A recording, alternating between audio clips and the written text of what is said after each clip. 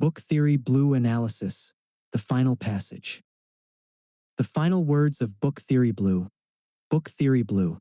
Shots fired. Fuck you. Land not as a casual outburst, but as the calculated impact of a philosophical and psychological weapon.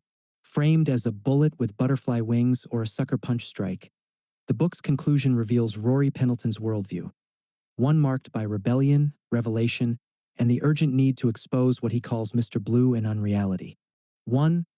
Rejection of authority, facades, and consensus reality. The sharp fuck you is not juvenile or meaningless. It's a surgical rejection of constructed reality, media narratives, institutional control, and the social sleepwalk of collective belief. It's aimed at Mr. Blue, a stand-in for whatever system, entity, or dimensional force is complicit in weaving unreality. A false version of the world that keeps humanity subdued and unaware. Pendleton refuses to play along. By ending with this verbal detonation, he breaks the fourth wall and calls out the illusion directly. 2. A covert operation masquerading as a story. The line "shots fired" reframes the entire book. It was never just a memoir, a theory, or a psychedelic narrative. It was a weapon in disguise. Pendleton calls this approach a sucker punch, delivering hard truths about reality and control structures under the camouflage of fiction. The reader realizes, too late, that the book itself was a covert strike, designed to awaken them before they even knew they were asleep. This transforms Book Theory Blue from passive literature into active resistance. 3. Meta-awareness and self-referential thought. Ending with the book's own title, Book Theory Blue, before launching into an aggressive sign-off suggests an awareness of the book as more than just a narrative.